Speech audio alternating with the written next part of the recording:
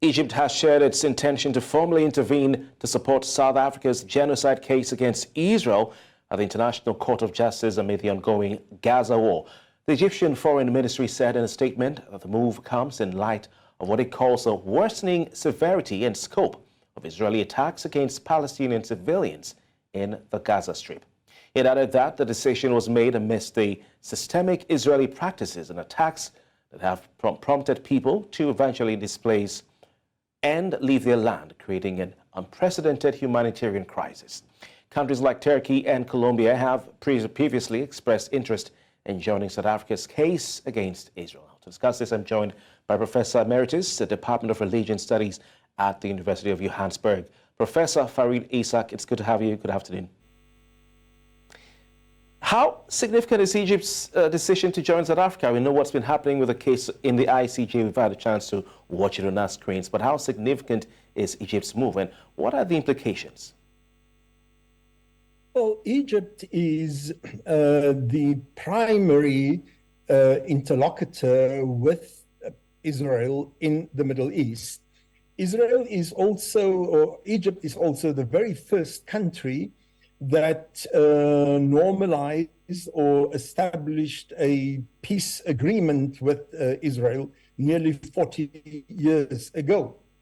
Thirdly, Egypt is the most significant player in the Middle East politically and has the largest Arab population in the region. So historically, in terms of its own contribution to the non-aligned movement, its political standing, it is indeed one of the three giants of the continent, Egypt, Nigeria, and South Africa. And so any move that Egypt makes in relation to Israel is a very significant one. This one particularly because it may appear at a superficial level that it is both Qatar and Egypt that has the biggest play in the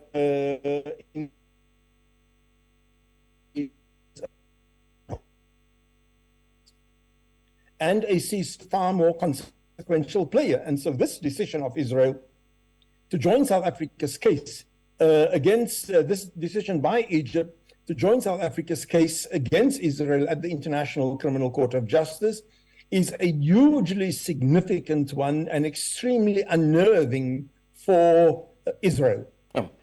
Professor, what outcomes, or what are the potential outcomes now that Egypt is involved in the case, and how do you think that this will impact the ongoing conflict?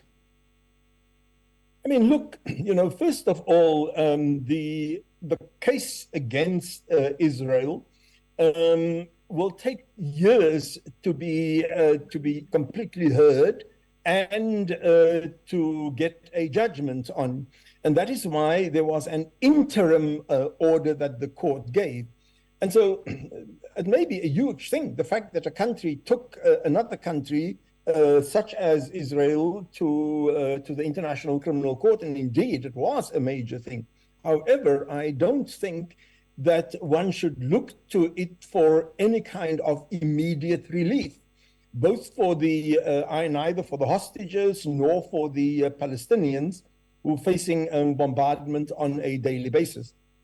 So from that angle, the Egyptian intervention in the case, alongside, of course, we've seen Colombia intervening already, and so has Turkey signaled its intention to join the case.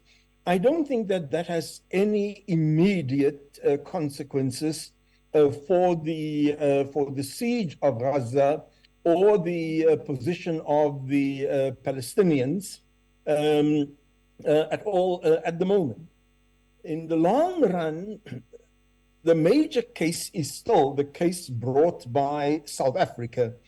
And Egypt, Turkey, and Colombia are joining the case in some ways as amicus curiae, as friends of the court. So the significance of Egypt's intervention is far more of consequences at the domestic level, where Egypt has been under growing pressure from its population to do something. And so under this doing something is Egypt's intervention on the side of South Africa with the International Criminal Court. Whether Egypt is playing a key role in negotiations and those negotiations are ongoing, how do you think this move by the Egyptians will affect those negotiations? Right. Now, the interesting thing is that that Israel has no diplomatic relations with Qatar whatsoever.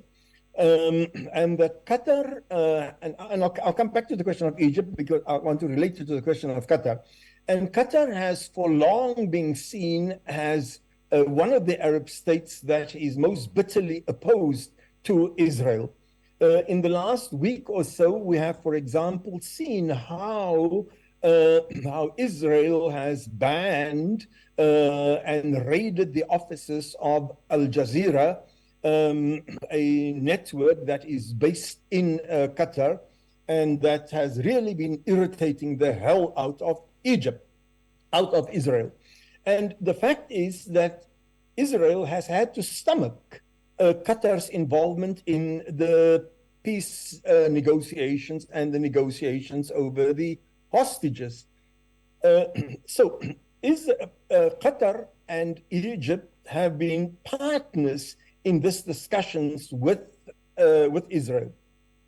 Egypt, because of its geographic proximity with Israel, it shares a border with Israel. Israel has pushed all the refugees from Gaza to the south of Gaza, where there is the border with Egypt.